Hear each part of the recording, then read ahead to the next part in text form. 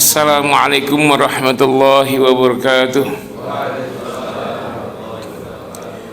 Alhamdulillahi wa kafa, wassalatu wassalamu ala nabiyil mustafa wa ala alihi wa sahbihi an sidqi wal wafa wa ba'd. Faqad qala Allah ta'ala fi kitabillah, a'udzu billahi minasyaitonir rajim, innama yataqabbalu Allahu minal muttaqin. Wa qala ta'ala lan yanalallaha luhumuha wala dima'uha walakin yanaluhu taqwa minkum. Wa qala ta'ala inna a'tainakal kautsar fasalli rabbika wanhar inna syani'aka huwal abtar. Sadaqallahul azim. Allahumma arhamna bil Qur'an. Para alim ulama yang saya hormati, Ustaz Abdul Halim yang saya muliakan, para pengurus yayasan dan DKM, serta jemaah salat subuh Bapak Ibu yang saya cintai karena Allah. Alhamdulillah kita bersyukur kepada Allah, hari ini kita masih diberi kesempatan hidup. Nikmat Allah yang diberikan kepada kita sampai Dzulqa'dah 1447 Hijriah. Salam dan salam semoga terlimpah tercurah buat kekasih Allah, baginda tercinta Nabi Muhammad sallallahu alaihi wasallam yang telah berkorban segala-galanya untuk membela umatnya dan mensyiarkan agama Allah Subhanahu wa taala. Jemaah rahimakumullah, kita masih teringat bahwa 1,5 bulan yang lalu kita beribadah di bulan Ramadan dengan berpuasa dan rangkaian ibadah lainnya, supaya kita diantaranya la'allakum tattaqun, agar kalian menjadi orang yang bertakwa. Namun jangan salah dipahami bahwa dalam Islam seluruh ibadah tujuannya memang untuk menjadi orang bertakwa. Sebentar lagi kita akan menghadapi ibadah kurban dan haji. Sama saja, haji juga untuk menjadi orang yang bertakwa. Wa tazawwadu fa inna khairaz zadi taqwa. Berbekallah karena bekal yang terbaik adalah takwa. Terkait kurban, kata Allah, innama yataqabbalullahu minal muttaqin, sesungguhnya Allah hanya menerima kurban dari orang-orang yang bertakwa. La yanalallaha luhumuha wala dima'uha walakin yanaluhu taqwa minkum. Daging dan darah kurban tidak akan pernah sampai kepada Allah, tapi yang sampai kepada Allah adalah ketakwaan dari kalian. Kenapa takwa? Bahkan takwa ini menjadi salah satu rukun, ya, rukun dalam khutbah Jumat, seruan takwa. Apapun yang disampaikan oleh khotib, materi keagamaan apapun terkait sholat, haji, nanti pasti harus menyampaikan pesan takwa. Kenapa? Karena takwa ini adalah a'lad darajat, kedudukan yang tertinggi. Ingat ketika Allah menjelaskan surga dan segala keindahannya, maka seringkali Allah menutup dengan kalimat bahwa surga itu u'iddat lil muttaqin, surga itu untuk orang yang bertakwa. Innalil muttaqina mafaza, sesungguhnya hanya untuk orang bertakwa, mafaza, tempat atau waktu kemenangan. Itu mafaza maksudnya al-jannah, tempat kemenangan, ya surga. Nah, jadi harus pahami itu, bahwa takwa adalah tujuan dari segalanya. Artinya ini tiket, ya, syarat, syartun wa tazkiratun liduhul jannah. Jadi tiket dan syarat untuk masuk surga. La yadkhuluha illal muttaqun, tidak akan masuk surga kecuali orang-orang yang bertakwa. Nah, untuk meraih takwa itu tidak gampang, harus melewati berbagai ujian, ya, kepedihan. Sebagaimana Rasulullah SAW itu sejarahnya selalu mendapat ujian, tidak pernah lewat dari ujian. Paling beratlah ujian Rasulullah dibanding kita. Kalau kita paling, ya, ujiannya mungkin penyakit atau kemiskinan atau meninggal salah satu yang dicintai, tapi tidak seperti Rasul yang dahsyat sekali ujiannya. Jadi Nabi itu sudah yatim sejak dalam kandungan, Pak. Usia 4 bulan sudah yatim di kandungan. Ketika lahir jelas yatim, langsung berpisah dengan ibu kandung. Nabi pertama lahir langsung beralih ke tangan ibu susuan, Suaibah namanya. Setelah itu pindah tangan lagi ke Halimatus Sa'diyah. Jadi enggak bersama ibu kandung kayak kita. Masih baik kita bersama ibu kandung. Nabi sudah berpisah dengan ibu kandung. Ayah sudah tiada. Nah, kemudian 5 tahun usia beliau ketika dalam pengasuhan Halimatus Sa'diyah sedang bermain-main bersama anak-anak Halimah, ya Rasul diculik orang, dibunuh, dibedah badannya, disaksikan oleh anak-anak Halimah. Kemudian mereka berlari kepada ibunda, wahai ibunda, Muhammad diculik orang dan dibunuh orang. Paniklah Halimatus Sa'diyah, kemudian pergi ke TKP. Tapi yang didapat Nabi Muhammad kecil, sehat walafiat, tanpa sedikit pun kekurangan apapun. Tapi menjadi trauma bagi ibu Halimah. Maka dengan sangat terpaksa dan ketakutan beliau mengembalikan Muhammad kecil kepada ibu kandungnya. Itulah pertemuan pertama setelah lahir, setelah 5 tahun berpisah dengan ibu kandung. Nah, pertemuan pertama itu dilanjutkan dengan ziarah ke makam ayahnya. Ternyata ziarah beliau itu hanya mengantarkan ibu kandungnya untuk berjumpa ayah kandungnya. Jadi sudah yatim piatu. Ketika pulang ziarah sudah yatim piatu.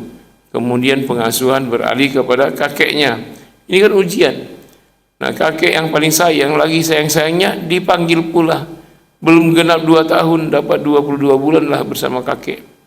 Nah, kemudian berpindah pengasuhan kepada paman Nabi. Unik ini, paman Nabi itu kaya-kaya semua. Ya, satu-satunya yang miskin adalah Abu Thalib. Justru yang mengasuh Nabi adalah paman yang paling miskin. Ya, anaknya banyak. Yang kaya-kaya tidak ngasuh. Ya, jadi karena kekurangan secara ekonomi, Nabi pun ikut membantu kehidupan rumah tangga menjadi pengembala. Ngarit Nabi Pak, ngarit untuk domba, untuk kambing, ngasih makan kambing, memerah susu. Setelah bertambah sedikit usia, ikut menjadi pedagang, magang bersama pamannya. Ya, bersama diajari entrepreneur, bagaimana jadi pengusaha. Usia 8 sampai 12 tahun, 13 tahun menjadi pedagang mandiri. Sudah berani tuh, udah mandiri Pak. Pedagang Nabi itu bukan buka warung depan rumah, bukan, tapi perjalanan dagang dari Yaman sampai Syam. Berapa negara sekarang tuh? Sekitar 13 negara. Jadi Nabi itu menjadi pedagang internasional sejak usia 13 tahun. Ya, kita usia 13 itu masih main kelereng ya. Nah, Nabi sudah jadi orang Padang, pandai dagang. Ya, jadi dan luar biasanya sampai usia Nabi dagang aktif itu sekitar 27 tahun. Berapa tuh? 13 tambah 27 berapa? Sampai usia 40 ditunjuk jadi Rasul ya. Luar biasanya dagang Nabi tidak pernah rugi. Selalu untung. Ini yang bikin bosnya itu heran. Bosnya namanya Khadijatul Kubro. Jadi Khadijah itu bosnya itu. Tempat pabrik semua dagang barang-barang dagangan ya. Jadi diutuslah budaknya untuk ngapain kok Muhammad ini beda dengan yang lain. Yang lain tuh kadang untung kadang rugi. Muhammad ini berpuluh tahun untung terus dagang Pak. Coba 40 kurang 13 berapa? 27 ya. 27 tahun jadi pedagang tidak pernah rugi. Coba sekaya apa itu? Hah? Ada yang pedagang sini? Coba yang pedagang, kalau nggak usah lama-lama, 10 tahun aja antum berdagang nggak pernah rugi. Konglomerat nggak itu? Nah, Nabi itu konglomerat. Ini yang bikin heran Ibunda Khadijah. Akhirnya beliau nyuruh intelnya budak dia, namanya Maisarah. Ingat ya, Maisarah itu nama laki-laki ya. Itu laki-laki, tiba-tiba sampai ke Pamulang jadi perempuan. Itu di zaman Nabi, Maisarah itu laki-laki. Jadi ngikuti Nabi dagang dari Yaman ke Syam, Syam ke Yaman, bolak-balik. Kenapa Nabi ini bisnisnya begitu luar biasa? Ternyata hasil investigasi intelnya yang bernama Maisarah itu lapor bos, Muhammad tidak pernah rugi karena dia dinanti-nanti oleh semua manusia. Tidak ada yang memanggilnya Muhammad. Di mana-mana orang memanggilnya si Al-Amin. Nah, Al-Amin gelar yang sangat jujur, yang sangat luar biasa, mempesona, sopan. Nah, itu rahasianya. Jadi apa saja kata Muhammad itu tidak akan merugikan pembeli. Apa saja yang Muhammad bilang soal dagangan itu pasti menggembirakan pembeli. Nah, jadi bahkan orang bisnis jual beli menjadi tempat untuk melepaskan semua masalah. Jadi kalau ada masalah, pembeli itu ketemu dengan Rasul sebagai pedagang, itu hilang masalahnya. Entah dengan tutur katanya, dengan sikapnya. Oh begitu. Lama-lama dipelajari, Khadijah pun jatuh hati. Jadi yang mulai jatuh hati itu Khadijah, bukan Nabi ya. Memang Khadijah itu sudah dilamar banyak pangeran, banyak raja-raja, tapi semua lamar ditolak sama dia karena beliau memang selain kaya raya, cantik jelita pula. Nah yang ini beliau yang minta Nabi. Ini kita menyanggah sebuah omongan ustadz yang mengatakan bahwa kalau mau jadi sukses itu ya lamar janda kaya biar sukses di dunia, sukses dakwah. Itu seperti Nabi Muhammad ngelamar Khadijah tadi. Salah kaprah. Nabi Muhammad itu tidak duluan, yang duluan Khadijah. Mulailah dia utusannya untuk merayu Abu Thalib. Dan ketika Nabi Muhammad melamar itu bukan tangan kosong, 100 ekor onta. Berapa itu onta? Onta itu ada ibilun, ada budunun, badanah, ada ibilun, ada jamalun. Yang paling indah itu jamalun, yang punuknya 2 itu tinggi-tinggi. Nah dengan itu Nabi melamar. Berapa 1 ekor tuh kalau yang paling bagus onta itu? 70 juta ada kali ya. Kali 100 berapa? 7 miliar. Jadi mas kawin Nabi itu 7 miliar. Bukan sepasang sendal jepit, mungkin kita iya. Jadi salah itu, ada ustaz yang bilang Nabi dalam keadaan miskin nikahin janda kaya. Nabi sudah kaya raya, sudah seimbang modalnya. Akhirnya merger bisnisnya, orangnya juga merger.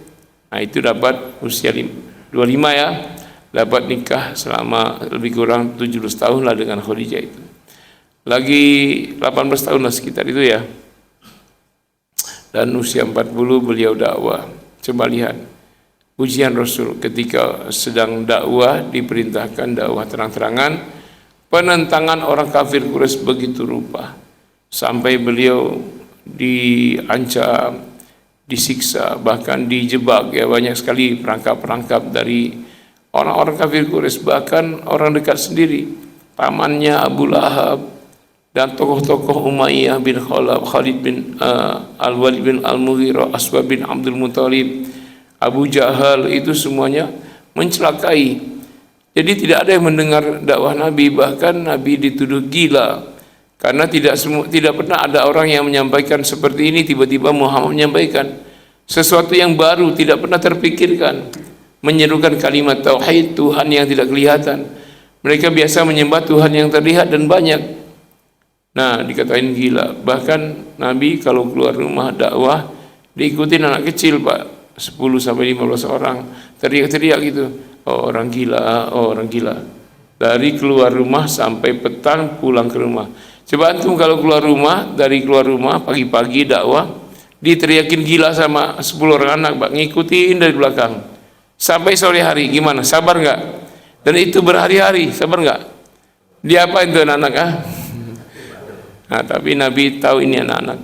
Bahkan yang beriman itu banyak dari kalangan duafa ya, budak-budak. Tidak luput dari siksaan bahkan pembunuhan. Ya, kondisinya begitu berat. Ketika yang masuk Islam dari kalangan budak, ya memang ada yang terpandang. Pertama istri beliau sendiri, Abu Bakar As-Siddiq, kemudian sepupunya Ali bin Abi Thalib, budak Zaid bin Harithah, itu yang masih selamat lah, mujur ya. Yang celaka banyak, yang dicelakai oleh Umayyah, misalnya satu keluarga Amr bin Yasir, ya ibundanya Amr yaitu Sumayyah itu disiksa, Pak, diseret-seret, dicambuk-cambuk supaya dia kembali menyembah berhala, kembali tidak beriman kepada Allah. Kata Umayyah, sebut aja Lata, kamu saya bebaskan. Cuman ngomong satu aja, Pak, dibebaskan. Tapi karena jiwanya sudah beriman, akidahnya kokoh, beliau mengatakan Allahu Ahad, ahadun ahad, ya, tidak bergeming dia walaupun dicambuk. Perempuan sampai akhirnya maaf disiksa lebih pedih lagi, ditusuk, ya, sampai tembus badannya. Syahidah pertama itu perempuan. Ingat ya, yang beriman pertama perempuan, yang mati syahid pertama perempuan. Jangan sok-sok lagi-lagi ya. Tak lupa lagi siapa? Yasir, suaminya Yasir disiksa, dicambuk, ya, itu disaksikan oleh Ammar. Kemudian ibunya atau istrinya sudah meninggal. Nah itu Yasir dicambuk-cambuk, disuruh cuman mengucap lakta agar dia bebas dari penyiksaan. Dia pun berkata ahadun ahad, Allahu ahad. Lalu ditarik kedua tangannya, diikat tali, Pak, tangan kanan, kaki kanan ditarik oleh kuda ke kanan, tangan kiri, kaki kiri diikat tali, ditarik oleh kuda ke kiri. Akhirnya terbelah badannya, Pak. Syahid lagi.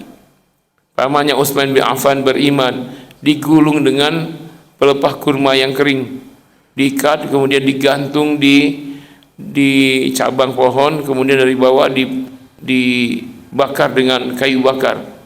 Jadi posisi tergantung dengan pelepah kurma kering, dibakar dari bawah sampai mati. Itu pamannya Utsman bin Affan. Ya, Bilal pun sudah mau dihantam, disiksa, dicambuk, dihimpit batu, mau dihabisi juga. Tapi Abu Bakar Siddiq dengan segala yang dimiliki, beliau membebaskan Bilal dengan membayar.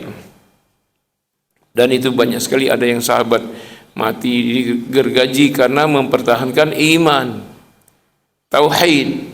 Yaitu ujian yang dialami Nabi. Nabi melihat, bahkan sebagian termasuk paman Utsman dibakar, Nabi melihat. Tapi apa daya, Pak, ingin membela tapi belum punya kekuatan sama sekali. Begitu tersiksanya Nabi, dalam kondisi yang bersamaan beliau juga disiksa, ya, diperangkap, dilempar, setiap lewat simpang dilempar, lalu yang lempar lari, lempar batu, lempar tulang kering, kayu, patahan kayu, kadang kena pelipis. Tidak jarang Nabi, ya, pulang dari dakwah itu dalam kondisi wajah berdarah-darah. Kemudian dirawat oleh Ibunda Khadijah, kemudian pagi-pagi dalam kondisi luka belum sembuh, berdakwah lagi sambil diteriakin begitu, Pak. Nah, kondisi begitu, desakan penolakan luar biasa dari bahkan paman-pamannya, bahkan seluruh tokoh-tokoh Arab. Beliau, ya, mencoba peruntungan. Kalau di Mekah tidak diterima, ya mungkin ada peluang secercah harapan. Terlihatlah cahaya itu ada di Taif. Orang Taif itu ramah-ramah, yang memuliakan tamu. Tapi sudah diprovokasi lebih dahulu oleh orang jahiliyah bahwa Muhammad akan menganeksasi, ya, menyerang dalam waktu 3 minggu akan ditaklukkan. Nah, itu katanya, ya.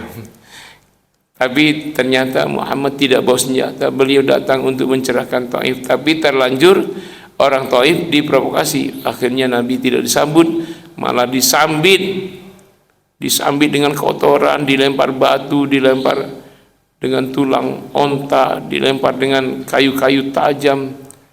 Dan Nabi dikejar-kejar, Pak. Semua sahabat kembali ke Mekah, Nabi lari ke arah yang berlawanan. Dan semua sekampung ngejar Nabi. Sahabat bebas karena yang menjadi sasaran tembak Nabi. Sahabat pulang dengan selamat. Nabi berhasil lolos. Dalam keadaan luka parah, beliau masih bisa lolos dari kejaran orang sekampung. Nah, antum kalau kejar orang sekampung bisa lolos nggak? Apalagi saya, jalan aja susah. Tapi Nabi lolos, Pak. Tapi begitu pedihnya penolakan demi penolakan. Di saat itu, Pak, 2 benteng beliau, tameng hidup beliau, yaitu pertama paman beliau Abu Thalib meninggal. Nah, semakin gencar orang kafir, langsung merencanakan pembunuhan Nabi secara bersamaan dengan utusan pembunuh bayaran setiap suku. Lebih dari 14 jawara. Bukan menebas leher, bukan, mencincang-cincang Nabi tujuannya. Itulah, di saat tidak terlalu lama meninggal pula istri beliau. Nah, kemudian berturut-turut anak beliau, ya, anak beliau itu 7, Pak, dari Khadijah. ada Fatimah, Ruqayyah, Ummi Kulsum, Zainab, ada Abdullah, Qasim dan Ibrahim. Berturut-turut meninggal satu persatu, Pak. Enggak lama, ya 3 bulan meninggal, belum hilang duka, meninggal yang kedua, meninggal yang ketiga, meninggal sampai 6 orang berturut-turut. Coba antum gimana? Kalau anak meninggal 3 bulan masih sedih enggak? Nah, dalam kondisi itu meninggal yang berikutnya, meninggal lagi yang berikutnya. Coba bayangkan, sementara orang kafir begitu pendendamnya, Nabi pun mau dibunuh, tapi mereka ya bersenang ketika anak Nabi meninggal. Terakhir anak Nabi di pangkuan, Pak, namanya Ibrahim, demam lagi di pangku Nabi, meninggal pula. Maka saat itulah yang Nabi itu sampai mengeluarkan air mata. Dan Nabi tidak meratap ya, tapi Nabi sempat berujar dengan syair ketika Ibrahim meninggal, ya innal qalba la yahzan wa innal aina la tadma' wa la aqulu ma la yurdi anni rabbi. Ya, sesungguhnya hati telah hancur remuk dan sesungguhnya air mata sudah tak terbendung, dan aku tidak akan pernah berkata sesuatu pun yang Tuhanku tidak ridho. Wahai Ibrahim, engkau telah berjumpa dengan penciptamu, kami yang ditinggal semua berduka. Saat itu orang kafir mengejek Nabi, mereka berpesta-pesta, mereka motong kurban, motong onta, merayakan kematian semua anak Nabi kecuali Fatimah yang masih hidup. Jadi di saat Nabi sangat bersedih, orang kafir berpesta pora sambil menghina, mengejek Nabi, Muhammadun batrun ba'taro, terputus Muhammad, terputus keturunannya, terputus nikmat kepadanya. Betapa sedihnya Nabi. Coba yang mengatakan Muhammad Batr itu diantaranya paman beliau sendiri, kerabat beliau, yang mestinya ini kan cucu mereka, ponakan mereka, Ibrahim, semua Nabi itu. Mereka pun harusnya sebagai keluarga ikut berduka kan. Tapi mereka berpesta pora, Pak, potong sembelihan, pesta-pesta, mabuk-mabuk, minum keras sambil mengatakan Muhammad terputus keturunannya, Muhammad tidak ada lagi keturunan, Muhammad telah terputus nikmat. Karena itu Allah turunkan ayat surat yang menghibur Nabi, mengingatkan, A'udzubillahi minasyaitonirrajim, inna a'tainakal kautsar. Ya Muhammad, sesungguhnya kami telah memberimu al-kautsar. Ya, supaya Nabi ingat, supaya kita ketika diuji seberat apapun, terhibur. Itu caranya apa? Zikir, ingat nikmat yang paling banyak dari Allah. Ketika kita ditimpa duka, harus supaya hilang duka itu mengingat lawannya, yaitu nikmat Allah. Ya, jangan kita tidak bisa move on dengan ujian. Nah, Nabi begitu sampai coba berturut-turut meninggal ayah, ibu, kakek, paman, istri, anak terus sampai coba betapa besarnya ujian Rasul. Ya, itu diantaranya hikmahnya untuk menghilangkan sedikit saja rasa ketergantungan kepada manusia, dan memang harus tergantung penuh kepada Allah, Allahus Samad. Nah, itu kita harus begitu, sepenuhnya bergantung kepada Allah, jangan menggantungkan nasib pada manusia. Nah, itu Nabi begitu murni tauhidnya. Ya, beliau walaupun sedih, beliau biasa. Bahkan ada sahabat yang tanya ketika air mata tumpah, ya Rasulullah, apa ini? Kok engkau menangis? Kata Rasul, ya saya juga manusia. Nah, jadi di dalam Islam Nabi kita manusia paling mulia. Beliau bukan Tuhan, tapi beliau manusia paling mulia, tetap bisa nangis. Kalau agama lain nabinya diangkat Tuhan, ya Nabi Muhammad walaupun sangat mulia tetap manusia. Ya Muhammad, sesungguhnya kami memberimu nikmat Al-Kautsar yang terbanyak. Jadi Al-Kautsar itu adalah telaga di surga. Jadi telaga di padang mahsyar. Jadi telaga itu mata airnya di surga mengalir terus sampai menjadi danau di padang mahsyar. Padang mahsyar. Kenapa disebut padang, Pak? Jangan-jangan yang boleh ngomong orang Padang kali ya? Yaumal mahsyar, di yaumil mahsyar. Jadi nanti kita sudah dihancurkan dunia dengan tiupan sangkakala pertama kiamat, dibangkitkan dengan tiupan sangkakala kedua. Nah, pertama kali berbangkit itu namanya yaumil ba'si, hari berbangkit, masa berbangkit yang seharinya sama dengan 50.000 tahun dalam kondisi matahari 1 mil jaraknya sangat dekat, sehingga manusia bercucuran keringat, kepanasan, tidak dapat minum setetes pun. Bayangkan. Itu entah berapa hari, entah berapa tahun dia yaumil ba'si, di hari berbangkit itu.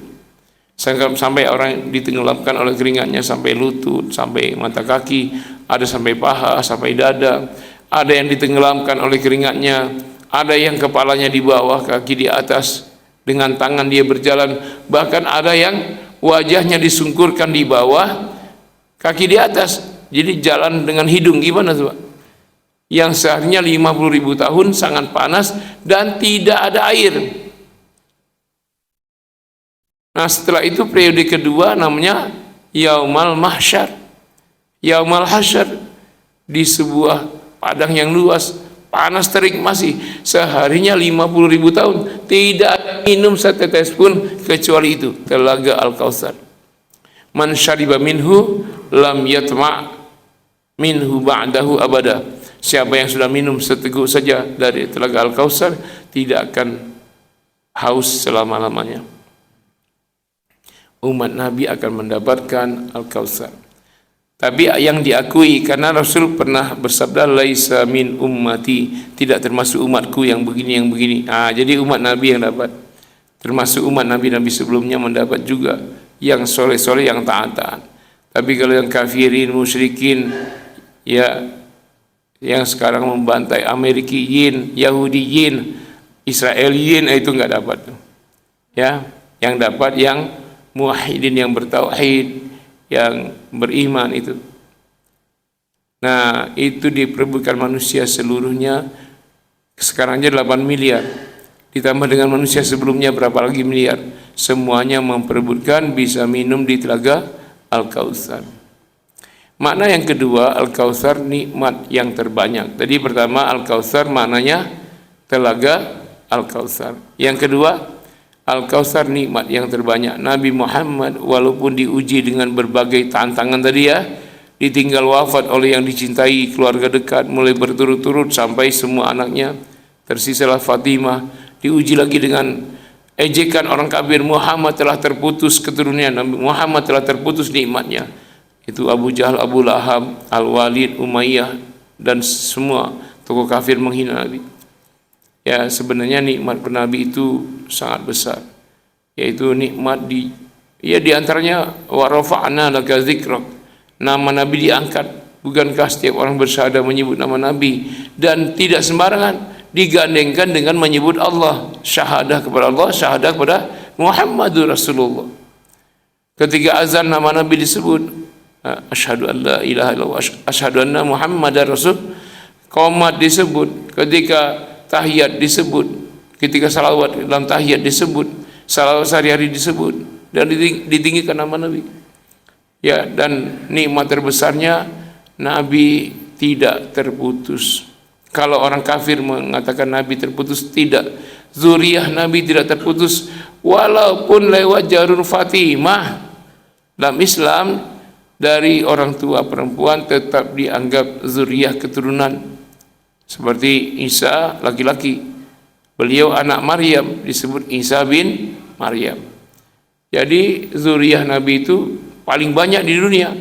Malah yang terputus keturunan Abu Jahal, Abu Lahab, yang menghina Nabi, yang berpesta-pesta saat meninggal anak Nabi itu. Mereka berpesta, mereka nggak ada keturunan tuh.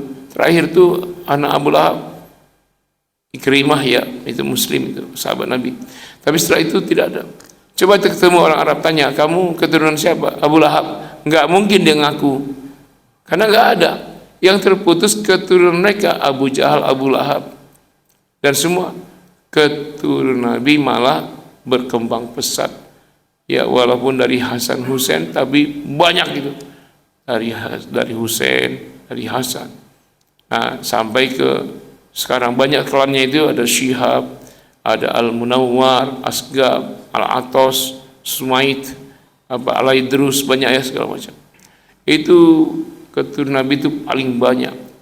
Jadi mereka mengatakan keturunan Nabi terputus, yang terputus keturunan mereka. Itu Al-Kautsar, nikmat terbesar.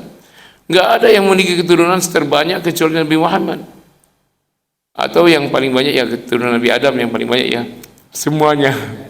Tapi di antara orang-orang jahiliyah dulu tidak ada, sampai setelahnya tidak ada kecuali Nabi Muhammad yang masih hidup sampai sekarang. Ratusan juta di seluruh dunia itu. Nah, itu Al-Kautsar yang kedua. Kemudian Al-Kautsar yang ketiga, beliau ditunjuk sebagai Rasul itu pun Al-Kautsar, nikmat terbanyak, terbesar. Nah, tapi syariat kita khitabun lin nabi, khitabun li ummatihi. Jadi pesan untuk Nabi itu adalah pesan untuk semua umat juga. Jadi selain Nabi, kita umatnya juga mendapat Al-Kautsar, nikmat terbanyak. Apa saja? Yang pertama, nikmat diutusnya Nabi Muhammad kepada kita, itu nikmat terbesar itu. Kalau kita tidak bersalawat, bersalam kepada beliau, tidak bersyukur, kita bisa mengenal iman. Iman ini nikmat terbesar, Islam ini nikmat terbesar, tapi tidak akan bisa tanpa wasilah baginda Nabi Muhammad. Jadi diutusnya Rasul kepada kita itu nikmat terbesar. Itu yang pertama. Yang kedua, semua nikmat Allah itu Al-Kautsar, nikmat terbesar. Antum dari lahir sampai sekarang ngirup oksigen, bisa antum bikin sendiri oksigen. Ada sekarang, Pak, kenapa nggak ngaji tadi subuh? Saya lagi sibuk bikin oksigen untuk sebulan akan datang. Nggak ada, Pak. Kita tinggal hirup saja. Udah berapa kita hirup oksigen segar, kita buang racun CO2. CO2 kita itu nanti diolah lagi. Allah kembali yang membuat daur ulang menjadi oksigen lagi, bersih lagi, kita hidup lagi.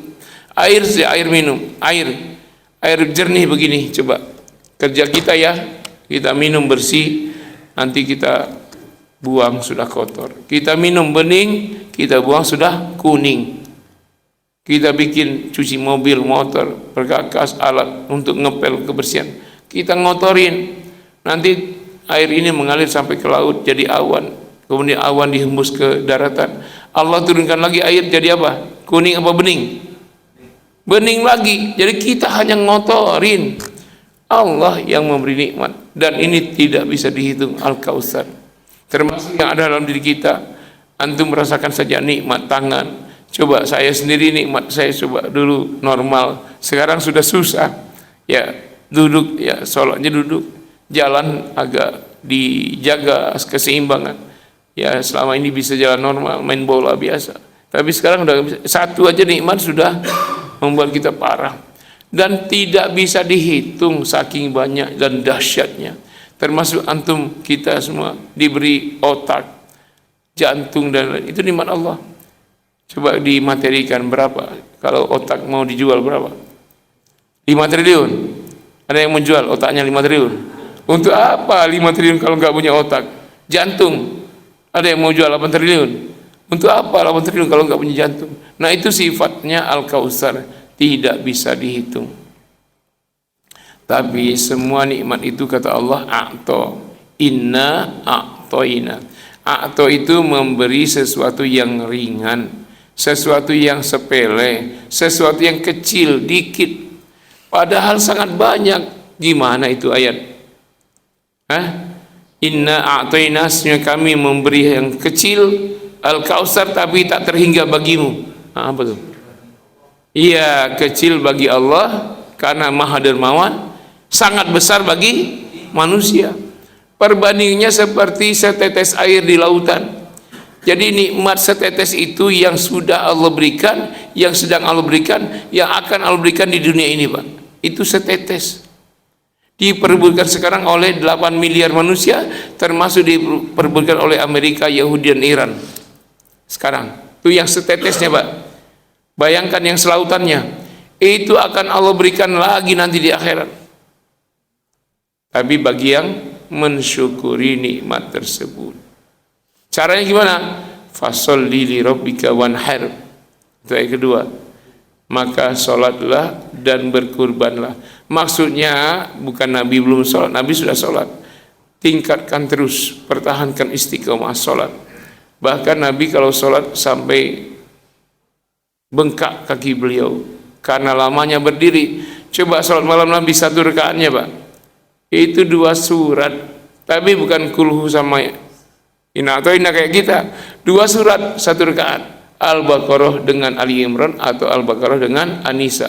Nanti rakaat kedua setara itu lagi, dan itu Nabi kerjakan bisa 11 rakaat, 13 rakaat, dan bisa 23, bisa 39. Itu tiap hari. Sholat malam Nabi itu tiap hari. Nah, kita tadi berapa jam sholat malam kita? Ya paling dapatnya berapa itu? Juz 30 aja nggak kelar. Ya Rasul begitu, ya. Nah, sholat. Tapi ini bukan hanya sholat, maksudnya mensyukuri nikmat itu dengan sholat itu. Sholat itu simbol ibadah terkait hablum minallah, dan itu ibadah tertinggi sholat. Artinya semua terkait hablum minallah kualitasnya dijaga. Zikir, berdoa, khauf, roja, taubat, istighfar itu kepada Allah. Wanhar dan berkurbanlah, menyembelih hewan kurban.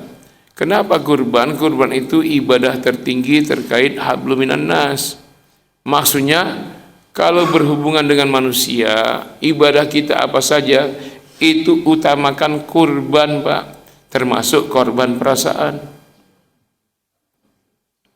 Termasuk kita menjaga ukhuwah, beda dikit, kita yakin kunut yang benar. Imam kita enggak kunut, ya udah korbankan. Dalam hal khilafiyah itu tidak ada hak dan batil. Korbankan perasaan kita. Dalam hal sunnah, jangankan khilafiyah, sunnah aja itu tidak boleh membuat kita rusak hablum minan nas. Kita jemaah tiap Senin Kamis kita puasa sunnah.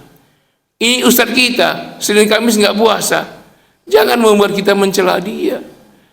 Karena apa? Karena itu perkara yang Allah sendiri menetapkannya sunnah, bukan wajib. Jangan sampai kita rusak hablum minan nasnya, mempersoalkan permasalahan khilafiyah, permasalahan sunnah dan mubah. Kadang-kadang keributan kita itu gara-gara perkara itu Pak, sampai bermazhab-mazhab, sampai bergolongan, beraliran. Bahkan saudara kita habisi sekarang, kita sibuk bicara Sunni apa Syiah ya, Sunni apa Syiah ya, dukung apa enggak, dukung apa enggak.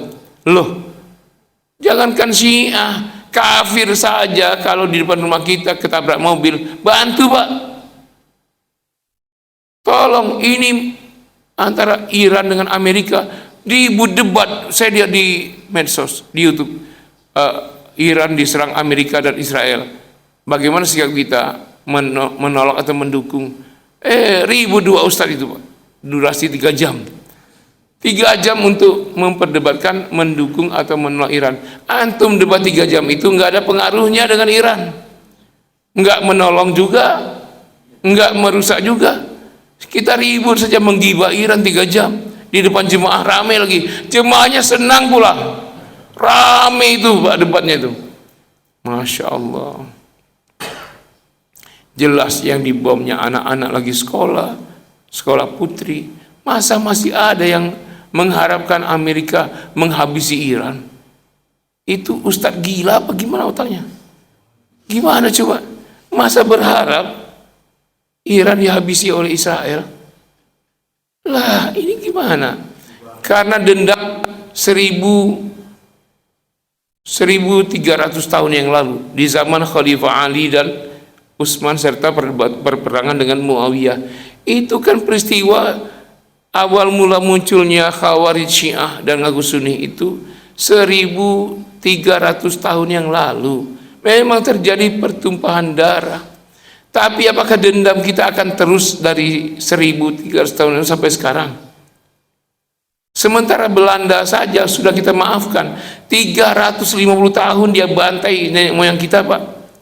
Dia ambil kekayaan kita, Romusa, nenek moyang kita dipaksa bekerja tanpa dikasih makan, rodi dan segala macam. Kita maafin, bahkan orang Belanda jadi pelatih kita. PSSI siapa tuh? Clifford, Patrick Clifford. Dan pemain naturalisasi Indonesia banyak dari Belanda. Kok kita bisa rukun dengan Belanda?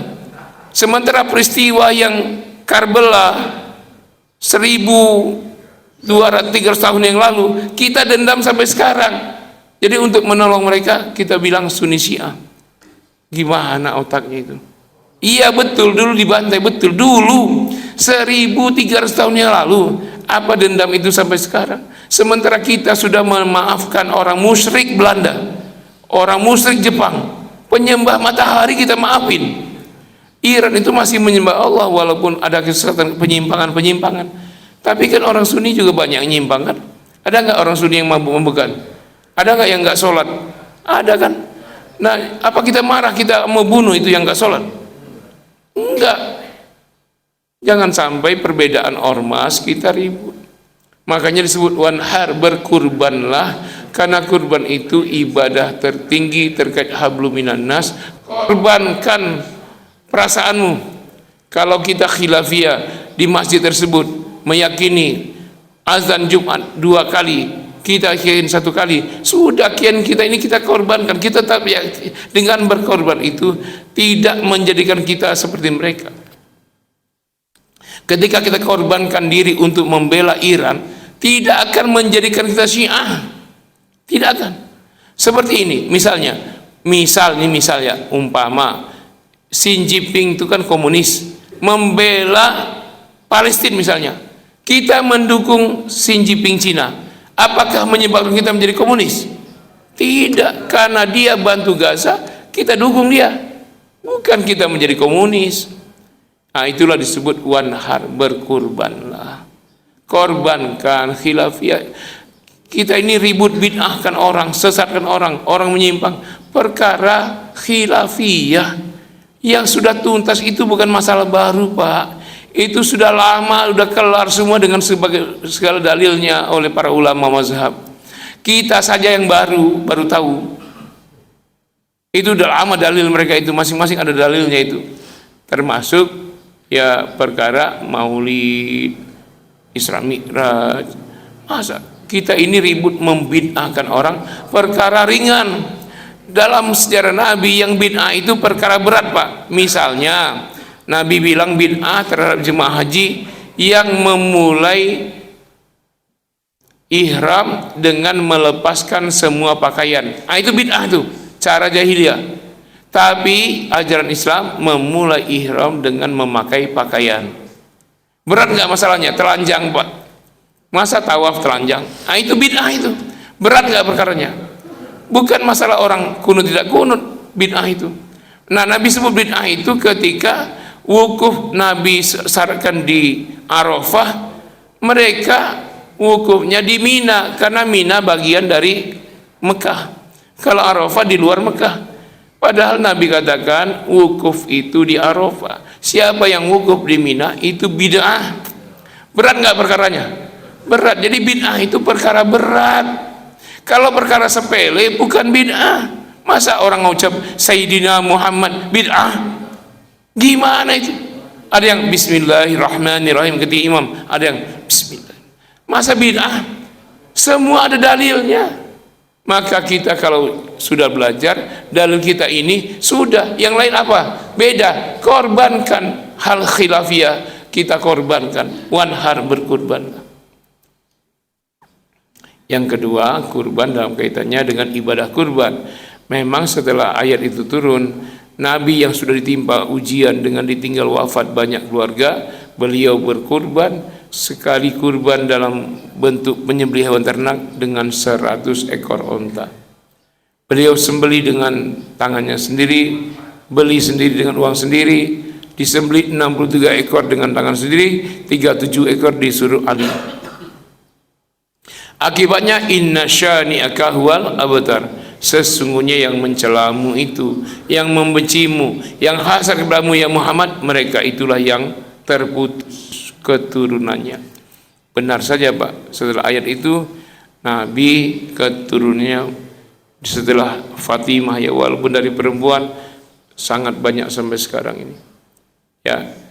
Tapi kalau Abu Lahab pencela itu, Abu Jahal, Abu Lahab, Umayyah, ya, Aswad bin Abdul Muthalib, itu semuanya, itu semua sudah habis keturunannya. Jadi kalau antum ingin mendapat nikmat Allah yang terbanyak, salat ditingkatkan, ibadah hablum minallah disempurnakan, wanhar ibadah terkait dengan kurban, dan korbankan perasaan untuk orang lain, bantu orang, maka Anda akan mendapat nikmat terbesar. Atau solusi kalau antum sudah nikah, belum punya anak, ada yang 10 tahun misalnya, 5 tahun, ya salat dan kurbanlah, ini solusi. Karena begitu cara mensyukuri nikmat supaya nikmat bertambah. La in syakartum la azidannakum, kalau kamu bersyukur akan aku tambah. Karena bedanya orang beriman dengan orang yang tidak beriman adalah kedermawanan. Kata Allah, inna sa'yakum lasyatta, cara kamu mencari rezeki bermacam-macam. Fa amma man a'ta wattaqa, siapa yang dermawan dilandasi takwa, wa saddaqa bil husna, dan membenarkan, meyakini dengan yang terbaik. Husna itu dalam tafsir ada 3 maknanya. Husna itu kalimat la ilaha illallah, atau al jannah, surga, atau jazaa'am minallah. Jadi wasaddaqa bil husna, dan memiliki keyakinan dengan husna, dengan kalimah la ilaha illallah, atau meyakini masuk surga, atau meyakini balasan terbaik dari Allah. Jadi nanti matinya mengucapkan la ilaha illallah maksudnya. Nah, siapa itu yang dermawan? Man a'ta, yang dermawan, wattaqa, landasannya takwa. Akibatnya fasanu yassiruhu lil yusra, kami mudahkan mereka untuk mendapat kemudahan. Apa? Ya, kemudahan mati mengucap la ilaha illallah, mudah masuk surga, hisabnya ringan, kemudian mudah mendapat balasan dari Allah. Sebaliknya, wa amma man bakhila wastaghna, adapun mereka yang bakhil, pelit, dan merasa serba cukup, wa kadzdzaba bil husna, dan mendustakan yang terbaik. Apa itu, Pak? Mendustakan la ilaha illallah, mendustakan surga, mendustakan balasan dari Allah. Kalau saya beri ini enggak ada balasannya, maka apalagi wa kadzdzaba bil husna fasanu yassiruhu lil usra, kami mudahkan dia mendapat kesulitan, mudah dapat musibah, mudah celaka, sulit dan tidak bisa mengucapkan la ilaha illallah ketika meninggal, dan sulit ke surga, serta tidak akan mendapat balasan Allah. Itu orang yang bakhil. Nah, ciri orang yang dermawan, orang muslim dermawan dan berkurban. Ya, sebentar lagi ibadah kurban nih. Sudah berapa ekor nih kurban sekarang? Udah berapa nih, Pak? Sapi 4. Nabi kurbannya 100 ekor onta, Pak. Katanya umat Nabi. Yakinlah ya, yakin. Jadi orang dermawan itu terkait kurban, sedekah dan lain-lain. Orang dermawan itu akan dibuat oleh Allah kaya raya, tapi di akhirat hisabnya fakir. Orang dermawan itu kaya raya di dunia, hidupnya senang karena dia dermawan. Nanti di akhirat hisabnya hisab orang fakir. Gimana hisab orang fakir? Mudah, gampang. Kalau orang pelit, di dunianya miskin, sengsara, di akhiratnya hisab orang kaya. Sengsara di dunia tapi hisabnya orang kaya. Gimana hisab orang kaya? Lama, susah. Nah, itu orang pelit. Nah, karena itu ciri khas orang yang mendapat surga dan kemudahan ketika wafatnya, sakaratul mautnya, ngucapin la ilaha illallah, ciri khasnya a'ta wattaqo, dermawan dan bertakwa. Ya, itu. Jadi ini kurban sudah dekat, ciri khas a'ta wattaqo, dia berkurban setiap tahun. Maka orang yang berkurban, jangan kurban, sedekah di bawah kurban itu ya infak, sedekah. Itu saja pasti akan bertambah. La in syakartum la azidannakum, pasti bertambah kalau kamu dermawan. Ya kan? Mana qasad shadaqatun min malin, sedekah tidak akan pernah mengurangi harta, kata Rasul. Ya, nah, karena itu kurbanlah Pak, sebentar lagi ibadah kurban. Tanggal berapa ini kurban? 20? Masih lama. Jangan berkata begitu Pak. Jadi gini, niat saja itu satu pahala. Tapi niat yang sudah ada action, itu pahalanya sama dengan amal. Gimana pahala amal? Kalau niat diamalkan, pahalanya kata Nabi 10 sampai 700 kali lipat sampai tak terhingga. Tapi kalau niat batal dilaksanakan, dapat pahala 1. Tapi kalau niat sudah ada action, maka pahalanya sudah sejak niat itu semakin banyak pahalanya. Paham nggak maksudnya? Antum mau haji nih, niat mau haji, dapat pahala 1, tapi baru di hati. Tapi kalau antum sudah daftar dengan uang, bukan hutang ya, daftar porsi haji, berangkat 30 tahun lagi, maka antum dapat pahala haji 30 kali 30 tahun. Jadi beruntung kita yang miskin-miskin. Yang kaya ini kan dia pakai haji plus, bayar 400 juta langsung berangkat, dia cuma dapat pahala setahun, ya enggak? Tapi yang ngantri 30 tahun pahala haji tiap tahun. Karena apa? Niatnya sudah ada awalan, yaitu mendaftar. Nah sama dengan kurban. Antum nanti kan kurban, mendingan antum daftar sekarang, pahalanya udah ngalir pahala kurban dari sekarang. Kalau antum baru daftar kurban H-7, pahalanya sejak H-7 pahala kurban. Sedangkan dari sekarang cuma dapat pahala niat. Tapi kalau antum sudah daftar, DP kasih panitia, ini saya kurban dengan seekor sapi, ini uangnya saya lunasi nanti H-7. Nah kasih separuhnya sekarang. Pahala kurban sudah mengalir dari sekarang. Bukan pahala niat, pahala kurban udah benar-benar. Jadi niat itu pahalanya sama dengan amal ketika niat itu sudah ada awalan. Nah, daftarnya sekarang. Jangan nanti ya sedikit pahalanya. Kurban juga dapat pahala kurban sama. Tapi kalau mau mendapat kebaikan lebih, nah itu yang tabungan kurban itu banyak pahalanya tuh. Karena dia udah nyicil 200.000 sebulan, tapi setahun yang lalu dapat pahala kurban setahun Pak. Tapi itu tabungan. Kalau arisan tidak boleh. Arisan kurban tidak boleh. Ngumpul 10 orang, satu orang 300.000, sekali dapat 300. Dia dapat pertama, dia bayar 3 juta kan untuk kurban. Tapi dia sebenarnya ngutang kepada yang lain. Nah, dengan kurban dengan hutang tidak boleh. Ya, beda ya arisan kurban dengan tabungan kurban ya. Arisan kurban itu kalau Anda penerima terakhir sudah lunas semua hutang, itu baru boleh. Kalau Anda penerima pertama, penerima pertengahan juga nggak boleh. Ya, karena masih terhutang. Barangkali ini sebagai bahan kita, ada waktu? Silakan kalau ada yang mau tanya. Ya.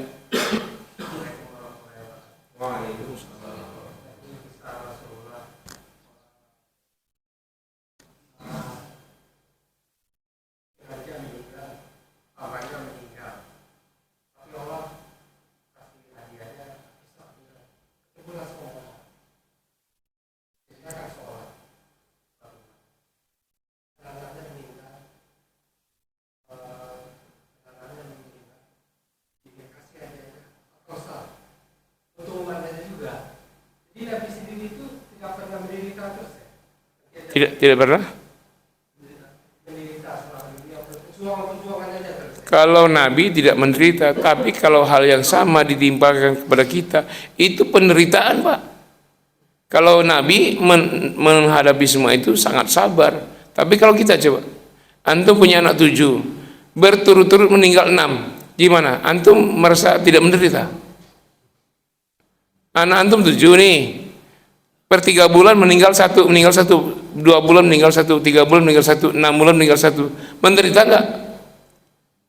Menderita lah.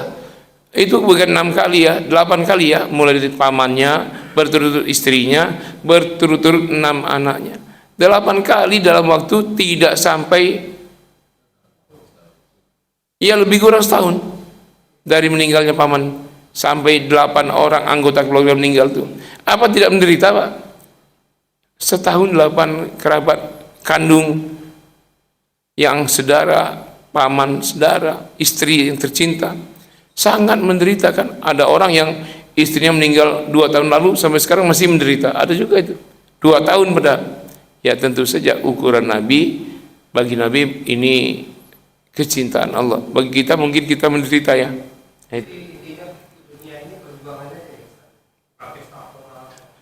Iya, memang dunia ini tempat berjuang.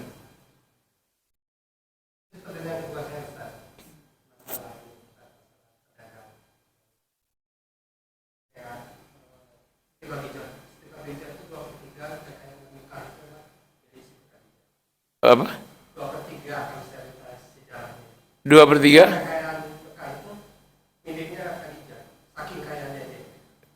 Khadijah itu di Madinah ya. Iya, pengusaha besar Madinah. Muhajirin tuh dari orang Mekah.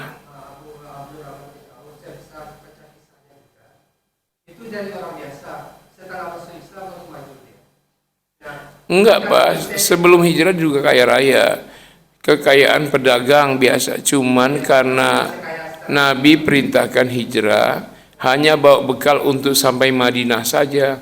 Tidak mungkin hijrah memikul emas batangan, rumah mewah, enggak mungkin. Jadi cuman bawa baju di badan, jadi miskin, memang kaya jadi miskin. Ya.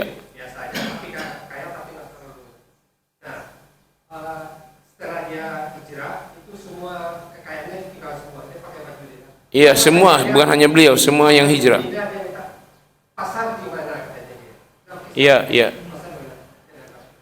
Kekayaannya dari ilmuwan Islam itu kalau dirupiahkan sekarang 72 ribu triliun. Jadi lebih dari Elon Musk. Elon Musk tahun 1600 ribu. Ini ilmuwan Islam. Jadi intinya Al-Quran itu apa rahasia mujizatnya? Kekayaannya luar biasa. Iya, itu nikmat Allah. Jadi memang bukan takdir Pak. Jadi kita itu ada wilayah yang kita bisa memilih. Pilihan kita itu nanti dipertanggungjawabkan pahala atau dosanya, hasil atau ruginya itu karena kita. Nah wilayah itu yang menjadi domain kita. Tapi wilayah takdir seperti musibah, gempa, diciptakan jadi laki-laki, ini bukan wilayah kita, itu takdir Allah. Tapi wilayah mau jadi pedagang atau mau jadi pengemis, itu wilayah kita. Nah beliau memilih itu ketika hijrah, kan habis hartanya nggak ada. Ketika itu Nabi persaudarakan dengan Ansor. Nah Ansor ini baik-baik, saking bersaudaranya yang kaya-kaya itu, rumah saya ada 2, 1 untuk kamu, 1 untuk saya. Istri saya ada 4, kamu pilih 2, nanti saya ceraikan untuk kamu nikahin. Ladang saya bagi setengah untuk kamu, peternakan saya. Semua sahabat Muhajirin dapat bagian dari sahabat Ansor. Tapi yang bagian Abdurrahman bin Auf, beliau berkata, tidak, itu rezeki kamu. Sekarang tunjukkan saya ke mana pasar, di sana saya akan berusaha. Nah itu Pak. Iya, awalnya jadi semacam jadi kuli, tapi lama-lama kan modal, akhirnya cepat, cerdas dalam berdagang. Ini sangat memungkinkan karena sistem dagangnya pakai sistem Islam, bukan sistem Yahudi. Dan Nabi melarang semua sahabat belanja di pasar Yahudi, sehingga uang itu berputar sama kaum muslimin. Nah kalau antum belanja di mana? Di Alfa Januari. Sementara depan antum ada warung Pak Haji. Antum tinggal melangkah aja, depan antum warung Pak Haji. Kenapa antum ke Alfa Februari sampai sejauh itu pakai motor lagi? Murahnya 1.000, lebih murah, tapi parkir antum 2.000. Kalau mobil 5.000. Antum lebih, coba kasih saudara kita yang Pak Haji warung kecil itu, walaupun selisih 2.000 kan tidak buat antum kaya itu. Sedekah aja dengan saudara kita. Apalagi warung Pak Haji yang jual beras, pintunya masih papan-papan nomor 1, 2 itu kan. Masih ada nggak tuh? Hampir punah itu ya. Gara-gara itu tuh Pak, punahnya gara-gara retail itu masuk ke gang-gang itu. Itu membunuh pasar kita.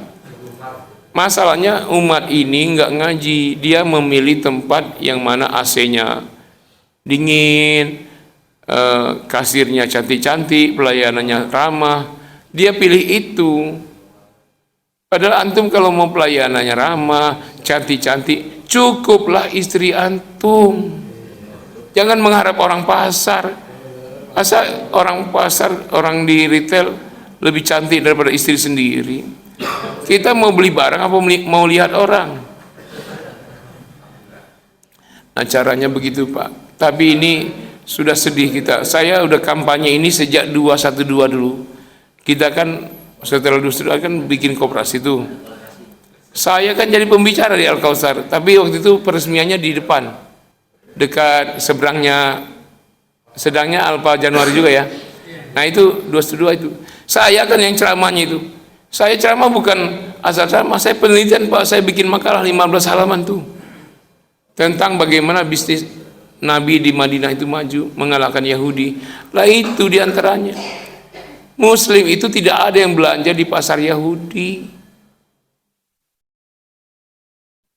nggak ada, sahabat.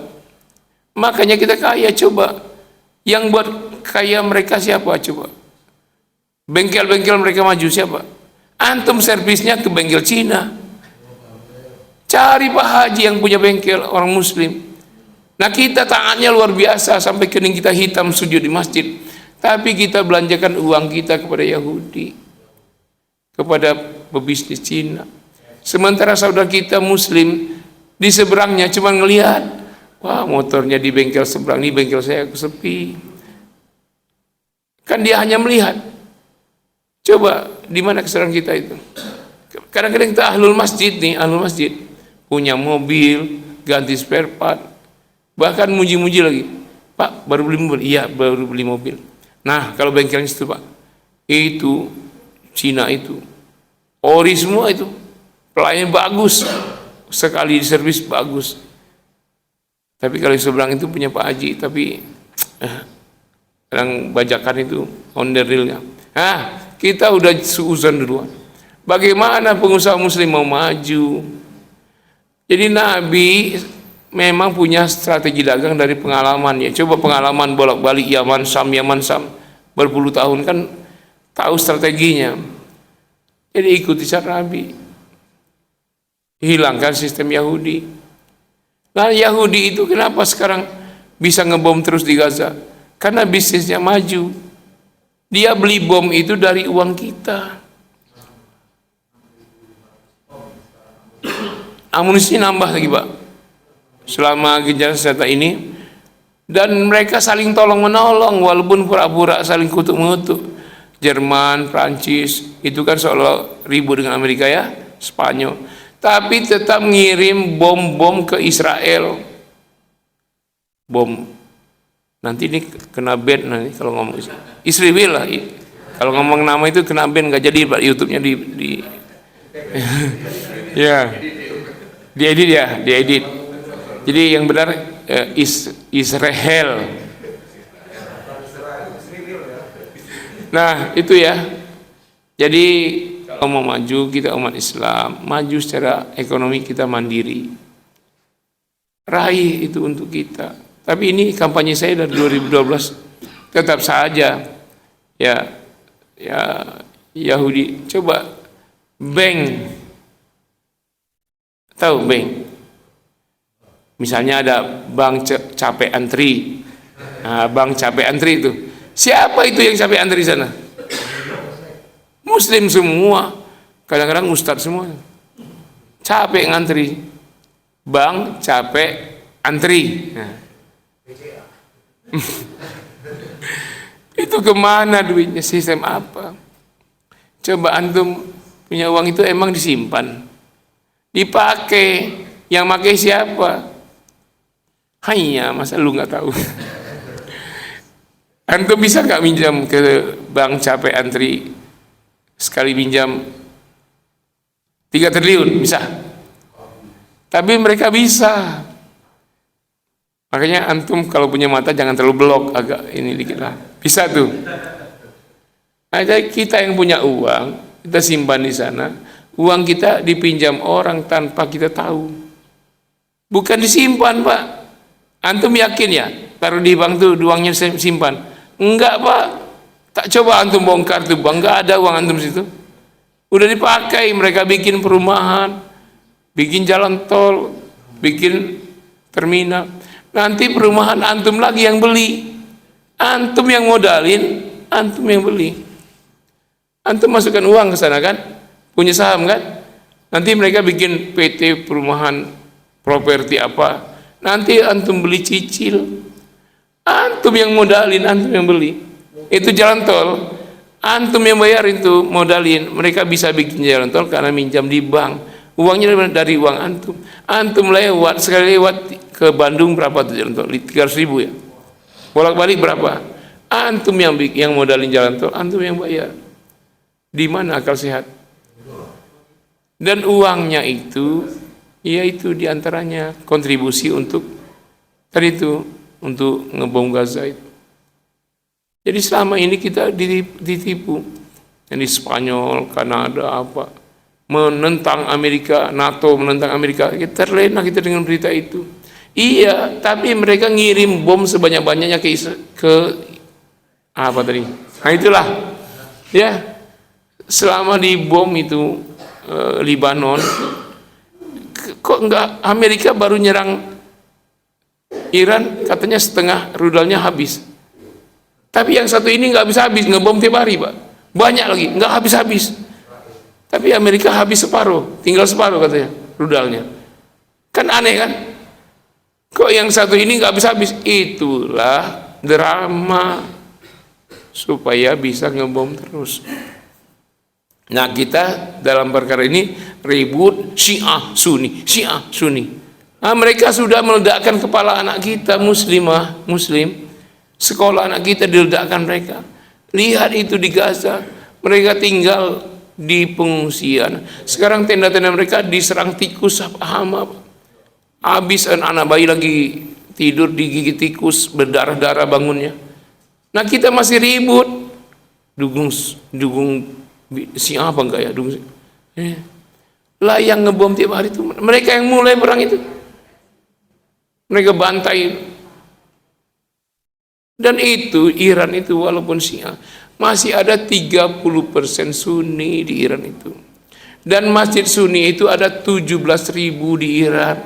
Dibiarkan berkembang selama ini. Jangan tertipu kita yang bilang Syiah itu mengutuk sahabat. Enggak, Pak.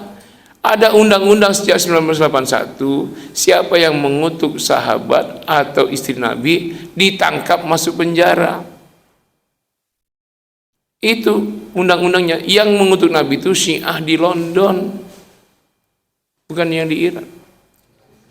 Inggris. Ya, itu yang sering mengadu domba itu gitu. Jadi tidak sama lah, kayak kita misalnya. Emang di Sudan itu yang bantai 5.000 orang 3 hari itu siapa?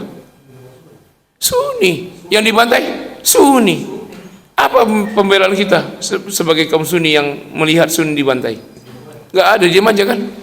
5.000 orang, Pak, dan 3 hari. Nah yang ribut mereka Sunni dengan Sunni. Kerjaan, maaf, salah seorang negara Arab bekerja sama dengan Israel nguras emas di Sudan. Tambang emas sebanyak-banyaknya mereka keruk. Mereka biarkan Sunni dengan Sunni perang saudara, bantai-bantaian. Mereka ngeruk emasnya sebanyak-banyaknya. Kerjasama negara Arab, apa Uni Emirat, apa Qatar ya, dengan Israel. Uni Emirat dengan Israel.